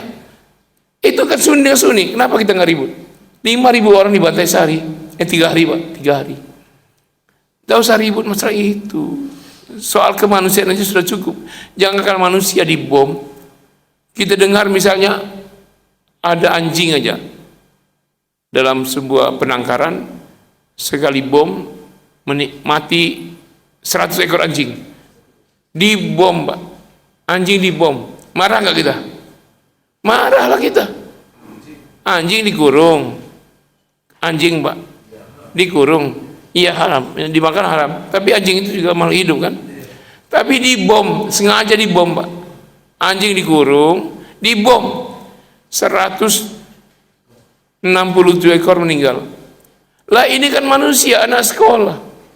Kita meributkan syiahnya. Padahal perkara pertumpahan darah itu 1200 tahun yang lalu. Di mana akal sehat kita? Dan ini selalu dipelihara oleh mereka, oleh musuh Islam, agar kita berpecah terus. Karena mereka tahu kalau kita bersatu, kita tidak akan bisa dikalahkan. Satu negara aja, Iran, bersatu. Nggak bisa mereka kalahkan. Sampai habis amunisinya setengah. Masih berdiri Iran. Iran itu akan mudah dikalahkan oleh, sebut nama negaranya itu. Ya, negara terlaknat itu. Kalau Iran sudah pecah, kalau dia pecah, ada pemimpin mau kudeta, orang Iran sendiri, ribut mereka, mahasiswa demo semua menuntut Khomeini, Mujtaba Khomeini turun. Mereka perang sendiri. Nah, barulah Amerika bisa ngalahin Iran. Nah, bayangkan satu negara Muslim tidak pecah, sulit dikalahkan. Bandingkan kalau negara Islam semua di dunia ini bersatu, emang ada negara kafir yang bisa ngalahin? Satu negara saja bersatu tidak bisa dikalahkan. Venezuela negara kafir, ditaklukkan oleh Amerika cuma 48 jam. 48 menit ya. Diculik tuh presiden ya, orang Indonesia ya. Coba negara kafir cuman 48 menit takluk Amerika. Tapi yang Islam sudah 2 bulan nggak ditaklukkan, nggak bisa takluk. Itu karena bersatu. Tapi kalau dia berpecah nanti, saling sikut mereka, maka dengan mudah ditaklukkan oleh Israel. Tapi emang Iran itu dari ilmu kan dari Iran. Lepas dari perkara itu, tapi yang jelas kalau kita bersatu, orang kafir tidak akan bisa kalahkan kita. Sayangnya kita ada OKI, tapi OKI itu cuman masalah keagamaan. Coba satuin militernya. Ini militer nggak nyatu, tapi keagamaan katanya menyatu. Tapi nggak juga nyatu. Coba menetapkan puasa aja ribut terus, menetapin lebaran Syawal ribut terus, gimana mau menyatukan militer? OIC, Organization Conference Islamic, OIC. Jadi kalau umat Islam dibom, OIC. Jadi sekarang ini yang paling mahal itu ukhuwah Islamiyah. Supaya kita berukhuwah, korban, Pak, korbankan perasaan kita ketika ada perbedaan. Kan kata Allah, fasolli, kamu tingkatkan ibadah kamu, tapi korban. Kamu punya keyakinan setelah sholat baca keras, tahu-tahu imamnya baca pelan, baca masing-masing, ya sudah, yang dikorbankan. Sebaliknya, imamnya baca doa keras, kamu berkeyakinan baca pelan, ya sudah, korbankan perasaan. Itu masalah khilafiyah itu perkara para ulama 1000 tahun yang lalu, imam mazhab 1200 tahun yang lalu, dan mereka sudah kemuka semua dalilnya, udah lengkap. Lebih cerdas mereka, Pak, Imam Syafi'i dengan Imam Hanafi, Imam Maliki, Imam Hambali, sudah keluar semua dalil mereka itu, dan selesai dalil mereka itu. Nah, dalil mereka itu kita ulang sekarang untuk ribut. Kita itu bukan dalil baru, kita itu saja orang baru. Dalil itu dalil lama yang sudah mereka ucapkan, dan mereka sudah mengalami khilafiyah itu, dan mereka sudah saling memahami. Mereka sudah, kenapa kita nggak bisa memahami? Ribut, coba ribut. Ada maulid, ribut, bid'ah. Bagaimana membid'ahkan perkara maulid, tapi ulang tahun negara tidak dibid'ahkan? Sementara ulang tahun Rasulullah dibid'ahkan. Ulang tahun dirinya pun tidak dibid'ahkan. Masa Rasul di ulang tahun kan salah, dirinya benar. Lah, siapa dirinya? Coba bayangkan. Kata saya begini, Pak, perkara bid'ah itu perkara berat, bukan yang ringan-ringan. Misalnya ke kuburan, menjadi bid'ah kalau nyembah di kuburan itu. Nah, sekarang orang azan di kuburan dibid'ahkan, tapi di kuburan sambil duduk beli bakso makan, enggak bid'ah. Ada yang beli es krim, lagi ada penguburan kan, ada jualan kan, rame, terik kan, ada yang jual es krim, ada yang beli es krim sambil makan di kuburan, ada yang beli bakso, enggak ada yang membid'ahkan itu.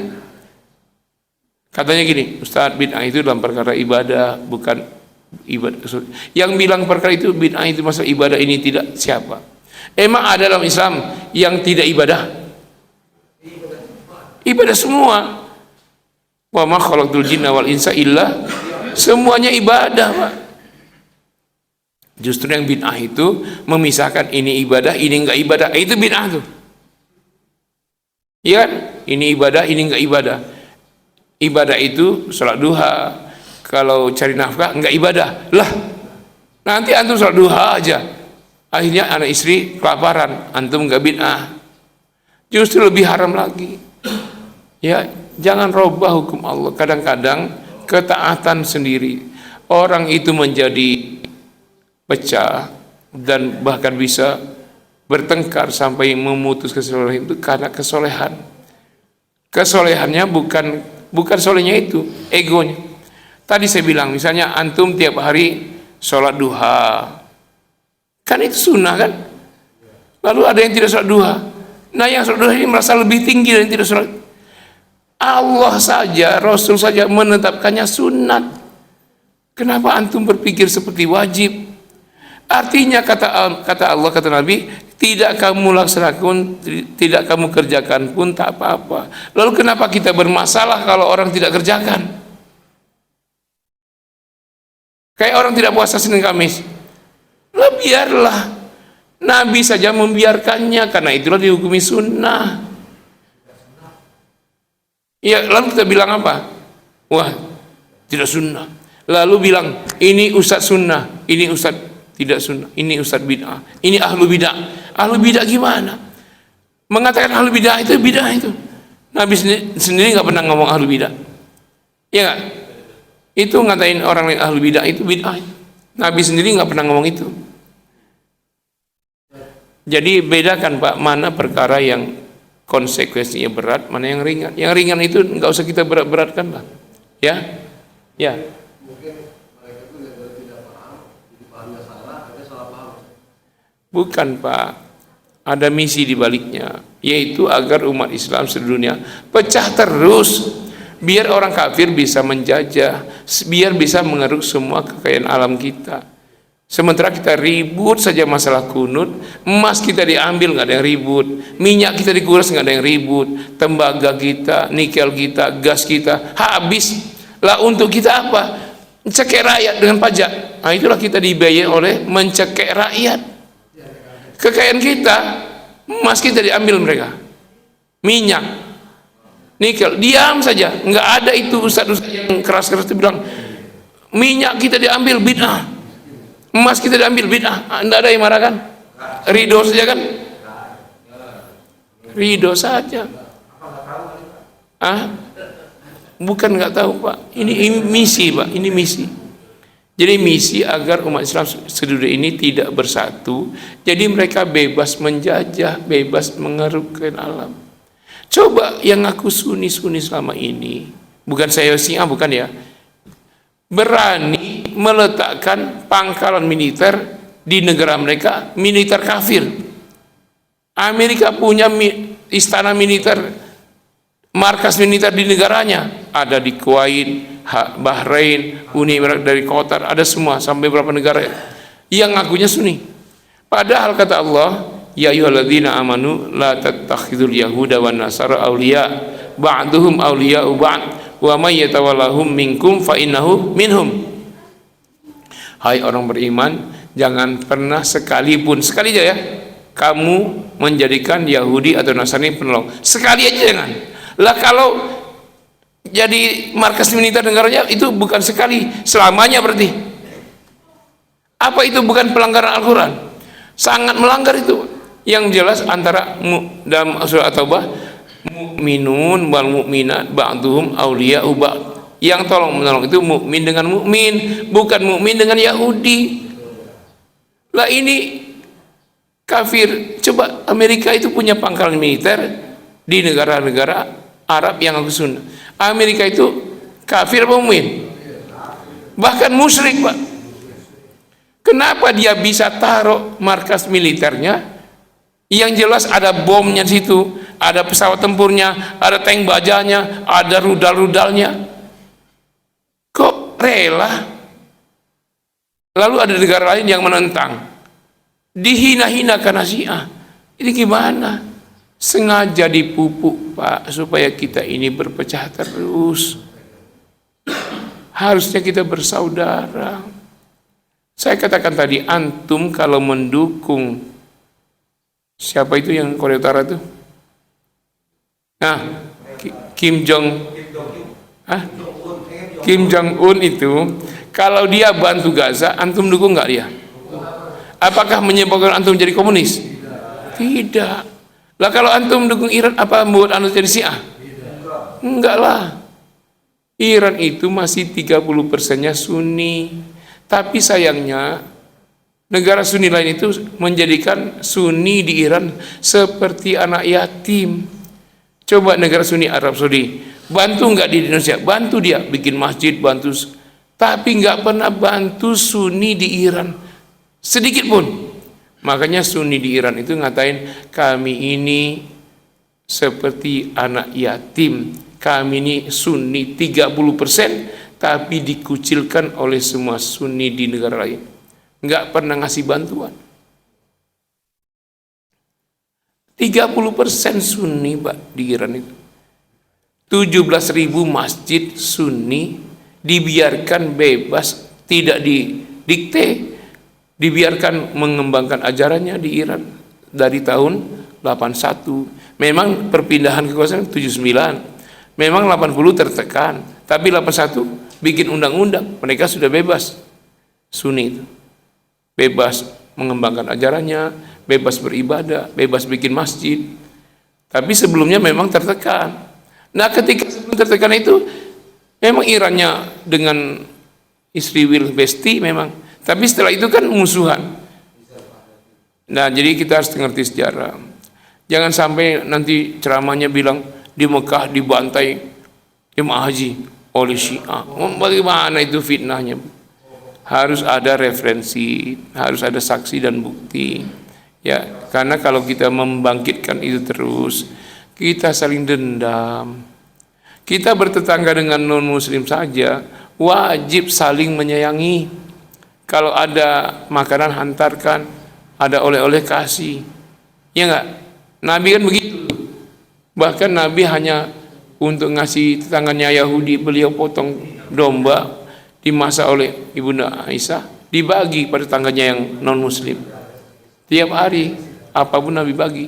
Apalagi yang bukan non muslim. Walaupun Syiah itu katanya, tapi bukan semuanya ya, sebagiannya sesat, sebagiannya tetap Islam. Ada 12 sekte. Yang 2 sekte itu yang masih dekat dengan mazhab Maliki ya. Jadi Imamiyah dan Zaidiyah, Imamiyah yang di Iran, itu cara ibadahnya seperti sama persis kayak mazhab Maliki. Maliki itu Ahlus Sunnah wal Jamaah. Nah, jadi kalaupun beda, mungkin kalaupun sesat, apa membuat kita tidak membela? Kayak kita nih, banyak yang sesat ya. Ada yang misalnya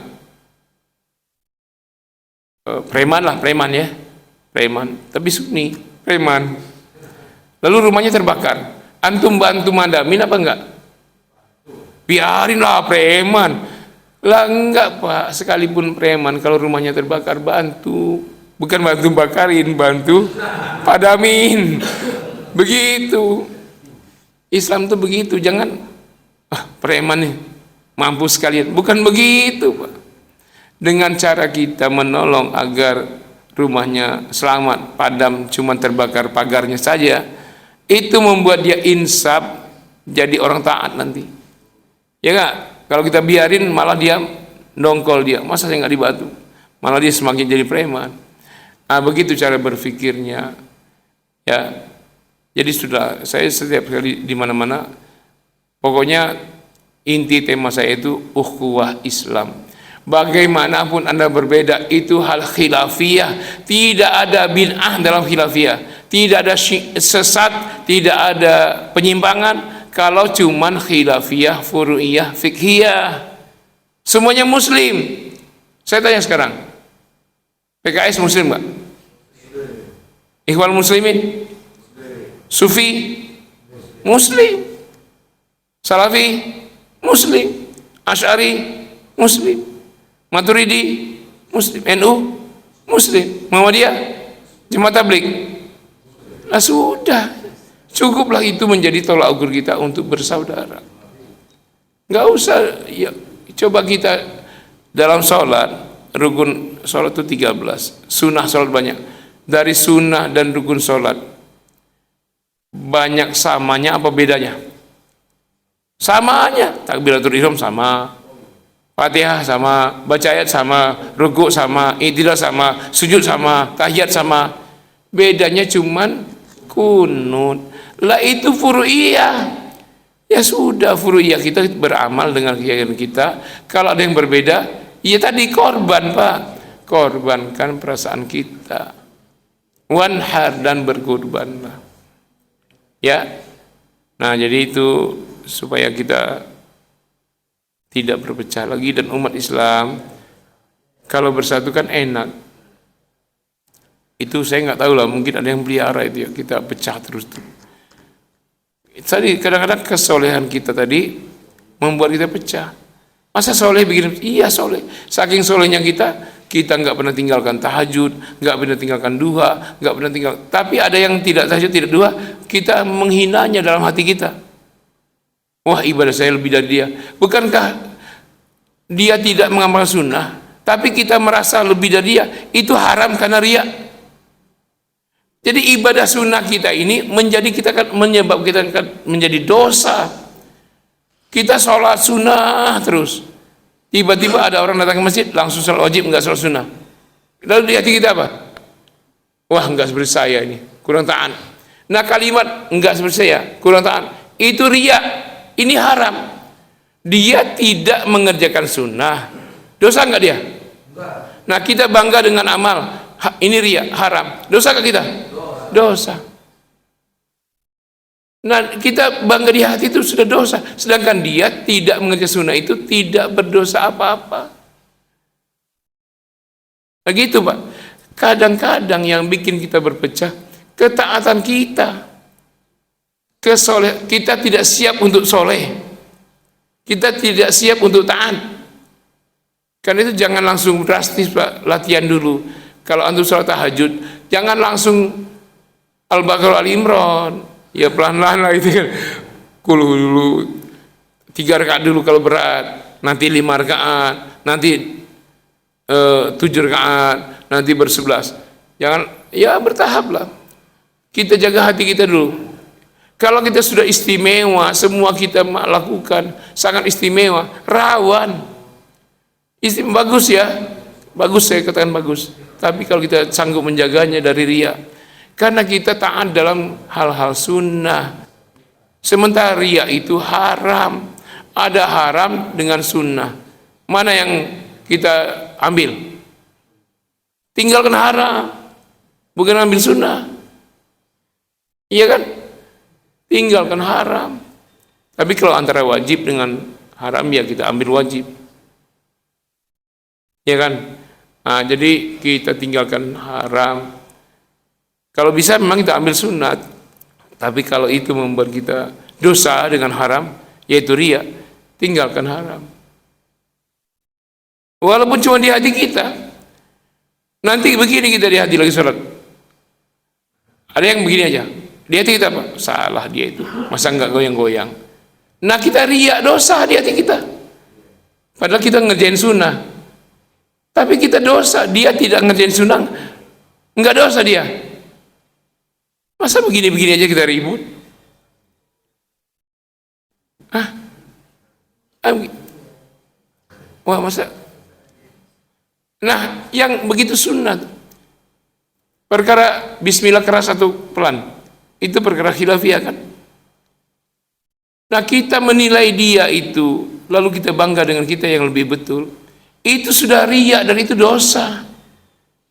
Sementara tadi kita masalah perkara yang belum tentu sunnah. Mendingan antum bubarin dangdutan daripada antum bubarin maulidan. Lah dia memuji Rasul berselawat. Kalau dia ada hal-hal haram, itu yang kita ingatkan, bukan maulidnya. Misalnya diisi dengan dalam rangka maulid Nabi, kita undang artis dangdut. Nah itu artis dangdut itu yang kita, itu yang haram itu, ya. Dalam rangka ini kita pesta, ada minum kerasnya yang kita, atau percampuran laki perempuan di tempat itu yang kita bahas. Ikhtilat laki perempuannya itu yang jelas haramnya. Ini kadang-kadang ada ustaz dari Arab, hal seperti itu dia haramkan. Tapi di Arab sekarang Pak, sudah pesta-pesta Pak, bahkan minuman keras ikut dalam pesta. Enggak ada mereka yang keras. Mendingan mereka kritik itu dulu, yang jelas-jelas ngundang Pitbull, ngundang artis Korea. Pitbull yang kalau nyanyi latarnya itu perempuan yang miskin-miskin karena tidak mampu beli pakaian. Itu penari-penarinya. Diundang tuh. Bahkan di Al-Ula, bagian dari Madinah, di mana Nabi pun tidak lewat di situ. Mereka adakan pesta di situ. Dan ustadznya di Indonesia diam saja. Mereka sibuk saja membuat perpecahan. Nah sekarang sadarilah, coba dengan hati nurani yang bersih. Kadang merasa benar itulah dosa riya, merasa yang lain salah. Jadi ingat saja begini, kalau ini masalah khilafiyah sudah selesai 1200 tahun lalu di zaman Imam Syafi'i. Dan semua yang khilafiyah itu masing-masing pihak ada dalil yang sahih. Sudah nggak usah ribut. Dan yang bilang bid'ah itu malah dia bikin bid'ah. Ustaz sunnah, emang ada di hadis Nabi? Itu bid'ah tuh. Ini ustaz sunnah, ini ustaz tidak sunnah. Cirinya apa? Jenggotnya tebal. Kalau nggak berjenggot, bid'ah. Gimana? Allah takdirkan orang itu ada yang bisa tumbuh jenggot, ada yang nggak bisa tumbuh jenggot kan? Allah yang beri takdir. Ada yang berjenggot, ada yang enggak. Jangan jadi ribut ini masalah bulu. Padahal itu 5 masalah bulu ya. Bulu ketek aja nggak pernah dibahas. Itu masalah penting juga. Kalau bicara tentang jenggot, itu kaitannya Pak dengan ketek, potong kuku, mamap, dengan bulu di sekitar pistol itu ya. Nah, itu sunnah itu 5 Pak, bukan hanya masalah jenggot. 5, tapi yang diributkan jenggot aja. Terus masalah orang pakai celana nutupin mata kaki, neraka. Gimana? Nabi bilang aurat itu pusat sampai lutut, surah baina surah ila rukbah. Iya kan? Artinya yang setelahnya mau ditutup atau mau dibuka enggak jadi masalah. Nanti orang pakai celana nutupin mata kaki, wah neraka isbal. Lalu kita bilang Abu Bakar nutup mata kaki, wah Abu Bakar dapat pengecualian. Emang ada manusia yang dapat pengecualian dalam menjalankan syariat? Yang mengatakan ada manusia yang dapat keistimewaan itu bid'ah itu. Ribut. Nah sekarang saya tanya, antum kalau lihat raja-raja Arab tuh, Pangeran Salman, pakai bajunya itu nutupin mata kaki apa? Nutupin semua Pak. Menteri-menterinya, Imam Sudes pun nutup. Enggak ada yang bilang bid'ah. Ya. Jadi sudahlah, itu perkara selesai. Kalau sudah selesai, kita jangan terus di kubangan itu. Move on lah, move on. Bersatulah kita, kuat kita. Tapi kalau itu berpecah, itu tadi kita sibuk berpecah, emas kita dikeruk orang, minyak kita habis, nikel, gas, ibu-ibu susah dapat gas. Padahal satu blok saja, satu blok Indonesia, blok Natuna, itu gas terkaya di Asia.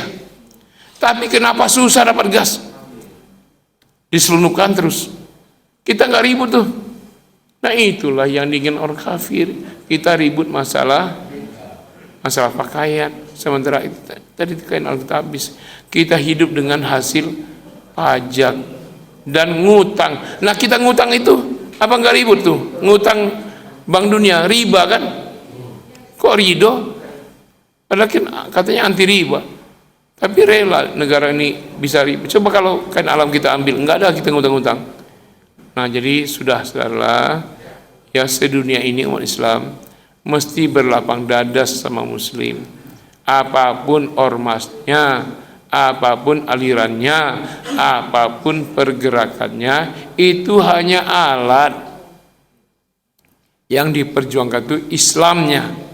Itu yang tidak boleh diganggu. Tapi kalau alat boleh, mau lewat pakai mobil, mau ke sana lewat kereta, mau ke sana naik pesawat, mau ke sana naik kapal, terserah. Yang penting tujuannya sama. Ya kan?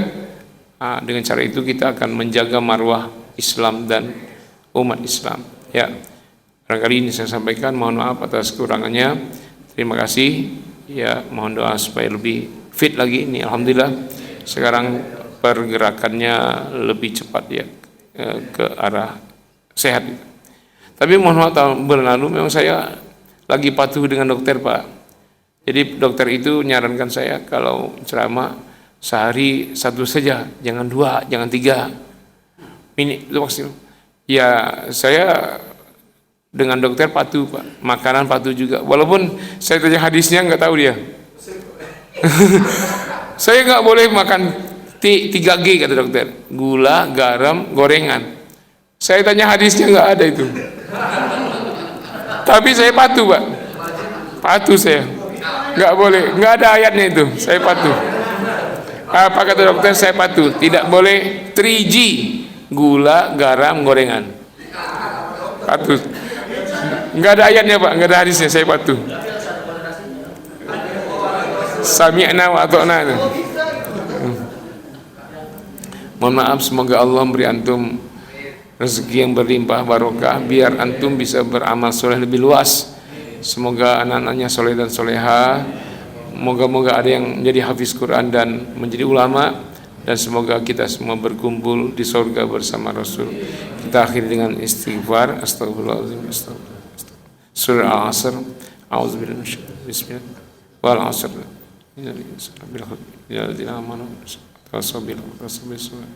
Kabar majlis. Subhanakallahumma wa bihamdika asyhadu an la ilaha illa anta astaghfiruka wa atubu ilaik.